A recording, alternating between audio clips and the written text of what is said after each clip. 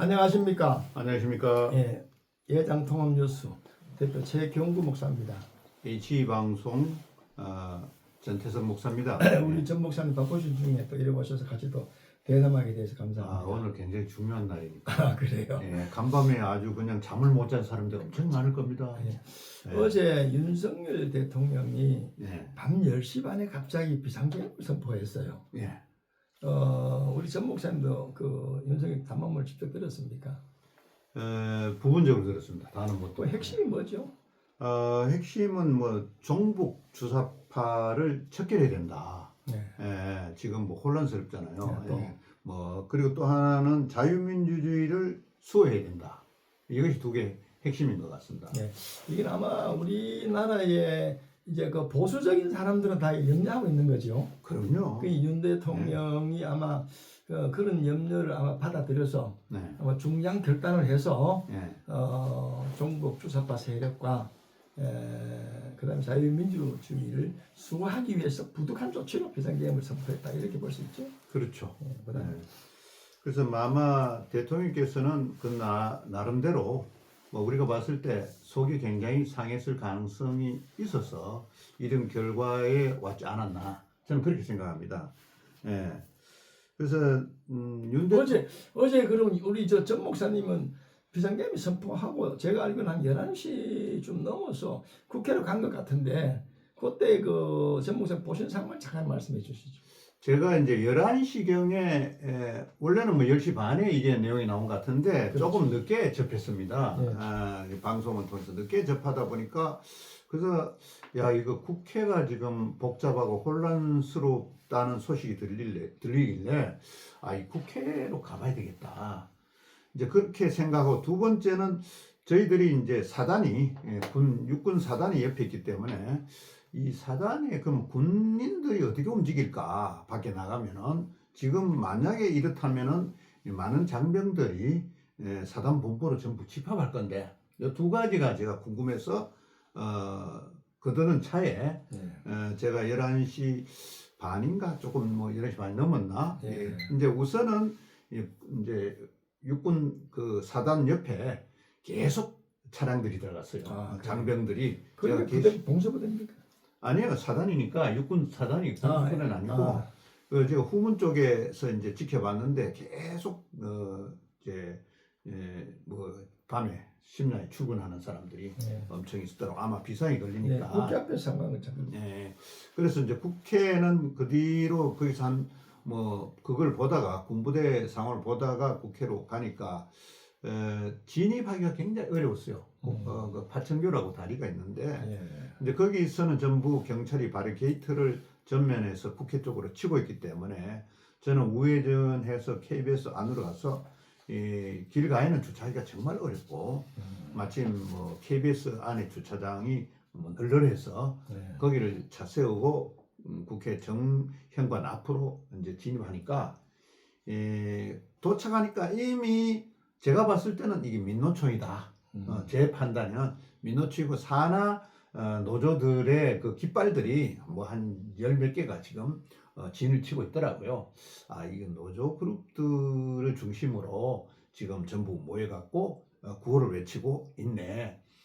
그러면서 한쪽에서는 또 뭐 상대방 대표를 비방하는 또 목소리가 들리기도 하고 그 목소리보다는 이제 대통령을 향한 목소리가 조금 더 많이 나오죠. 왜냐하면은 민노총 그룹들이 와 있었기 때문에. 그래서 주위에 저는 양쪽에 남북으로 바리케이드 쳤기 때문에 국회 정문 앞에 다 막아놨기 때문에 왼편 들어오는 차들은 차선 다 막았기 때문에 굉장히 사람이 복잡할 줄 알았어요. 근데 막상 가보니까 사람이 그렇게 많지가 않았어요. 이쪽에 광장 쪽으로, 여의도 광장 쪽으로는 탁 오픈돼가 차도 댈 수 있고 사람도 널널했어요. 굉장히 많은 사람이 왔다는 생각이 안 들어요. 그러나 핵심들, 노동자 핵심들이 중심이 돼서 뭐 과음 지르는 소리는 제가 청취를 했습니다. 그러면 윤석열 대통령이 어제 계엄을 밤 10시 반에 경위 선포를 했어요. 그래서부터 이제 오늘 새벽에 이제 0시 40분에 2시간 37분 만에 국회에서 네. 계엄 해제 결의를 했습니다. 네. 계엄 무효 결의. 그까지에 제가 한번 그 경황을 말씀 한번 드려볼게요. 네. 10시 반에 계엄이 선포되어 가지고 사람들 다 방황했죠. 네. 그런데 이제 국회에서 또 긴박하게 또 국회의원들이 움직이더라고요. 움직여가지고 특별히 그 야당은 뭐 거의 다 국회를 집합한 것 같아요. 네. 갑자기 소집했는데 그리고 네. 어제 190명이 포결에 참여했다는데 190명이 다 찬성을 했어요. 네. 그런데 그 가운데 그 민주당이 172명, 네. 그리고 국민의힘이 한동훈 계열, 네. 친한 계열이 18명이 참석했답니다. 예. 그래가지고 거기서 계엄 해제 무효, 계엄 해제 결의를 했답니다. 네. 근데 이게 지금 헌법 75조 5항에 보면은 국회 제적 과반 결의로 계엄 해제를 결의하면 대통령은 해제해야 한다. 네. 이런 규정이 있더구만요. 네. 그래서 국회에서 계엄 해제 결의를 했어요. 2시간 반 정도 걸려서. 네. 그리고 그때 이제 군인들이 이제 국회를 이제 모여들었는데 네. 공수부대도 이제 왔다 그래요, 사실은. 근데 뭐 제가 듣기로는 군인들이 큰 어떤 계엄군으로서 역할은 하지 않은 것 같습니다. 네. 그래가지고 국회가 결의하자마자 공수부대가 철수하게 됐고요. 네. 그런 충돌은 없었던 걸로 알고 있거든요. 그렇겠죠. 이번에 예. 아주 큰 다행히 민간인들하고 충돌이 없었다는 게 큰 다행으로 생각합니다. 네. 그래서 새벽 4시 반에 이게 계엄을 선포하고 6시간 만에 네. 해제를 했습니다. 네. 윤석열 대통령이 국회가 계엄 해제 결의를 했기 때문에 네. 법에 의해서 네. 그 해제를 받아들였어요. 네. 그런데 어떻게 생각하면 윤석열 대통령이 뚝심으로 그 국회가 결의한 걸 안 받아들이고, 네. 왜냐하면 국회가 모이기 전에 그 포고령을 발동했거든요. 네. 10시 반에 포고령 발동하면 모든 집회를 할 수 없습니다. 그렇죠.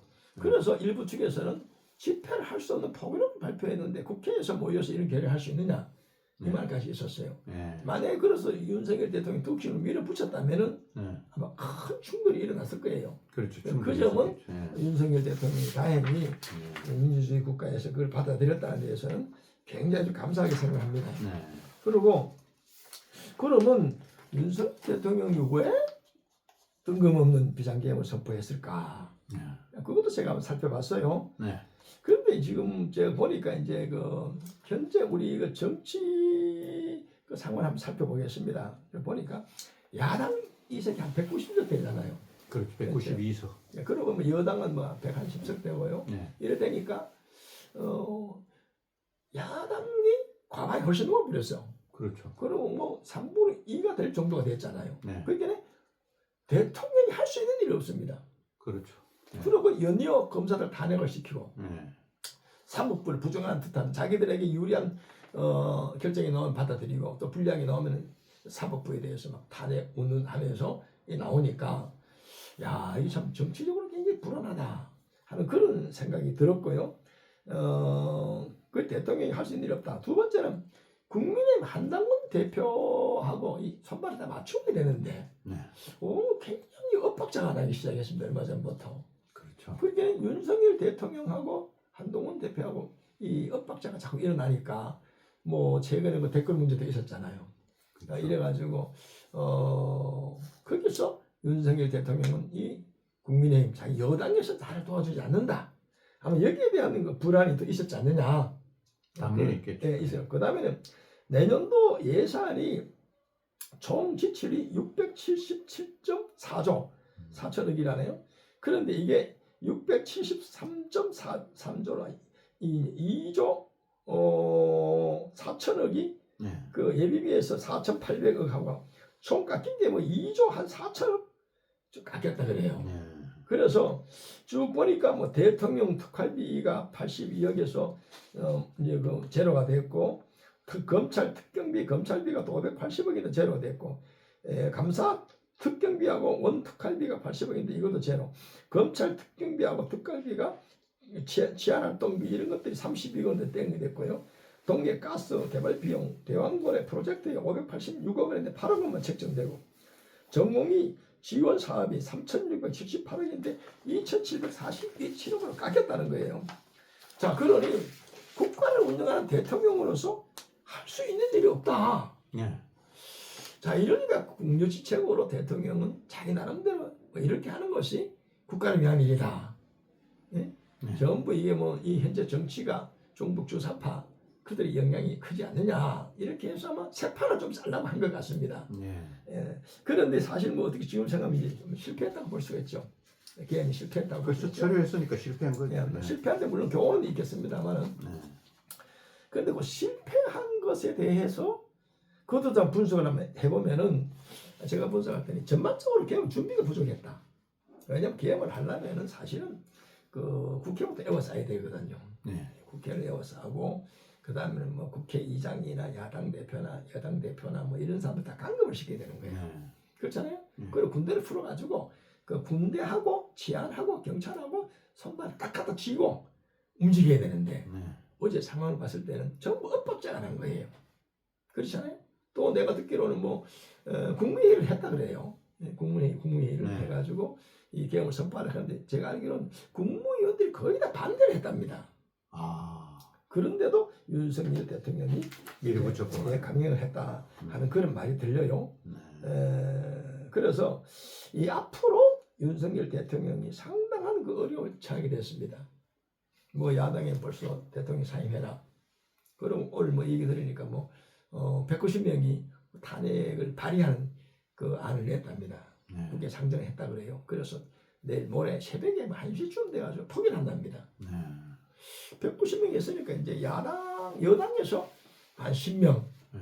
이렇게 좀 도와주면은 그렇죠. 탄핵이 되잖아요. 8명이 부족하니까. 야, 참 불행한 이 일이 지금 생겼어요. 지금 한동훈 쪽에 아까 뭐 12명이 참석했나? 네, 12명. 이 숫자가 좀 그 신경이 쓰이네요. 예, 18명이 참석한 네. 인원 숫자가 아무래도 그쪽으로 표가 갈 가능성이 있을 수 있겠다. 자, 그렇게 되면 수순이 예. 탄핵으로 간다라고 보여지지 않을까 싶은 생각이 듭니다. 물론 뭐 탄핵을 국회에서 발의한다 해도 결정은 헌법위원회에서 하잖아요. 헌재사죠. 헌재에서 하니까 거기서 네. 이제 뭐 한 2개월, 4개월 걸릴 겁니다. 네. 그때가 직무가 정지되고 이제 국무총리가 대행을 하잖아요. 네. 예. 경과를 지켜봐야 되겠습니다만 네. 어쨌든 윤석열 대통령이 참 오판한 것 같습니다. 응? 비상계엄을 선포했을 때 국민의 공감이 돼야 되고 또 손발이 다 맞아야 되잖아요. 네. 지금 봤을 때는 그 손발이 맞지 않는 상당히 엇박자가 났단 말이야. 네. 응? 자, 그래서 앞으로 이제 어떻게 될 것인가. 이제 뭐 야당은 야당대로 이렇게 움직이고 있고요. 또 여당은 또 윤석열 대통령이 탈당해라. 예? 아마 친한계 중심으로 그런 소리 나오는 것 같습니다. 뭐 대통령이 뭐 당적을 안 가지는 거는 뭐 그건 뭐 있을 수 있는 얘기니까 그런 큰 문제가 아닌데 예. 이 탄핵 쪽으로 표를 몰아주고 또 이 직무가 정지되고 예. 이러다 뭐 대통령 수행을 몇 달이고 뭐 아하. 하여튼 얼마간 못 한다는 그 개념이 국정 운영에 굉장히 큰 차질이 올 수가 있고 또 대통령으로서 신뢰도 많이 떨어지고 국민들도 불안하고 이렇게 되면은 그러니까 결국은 전국이 혼란의 길로 가지 않을까 하는 것이 이것이 좀 우려돼요. 예, 우리 1부는 이렇게 마치고요. 네. 2부에서 뭐 또 진행을 계속 해보도록 하겠습니다. 네. 예, 감사합니다. 네, 감사합니다.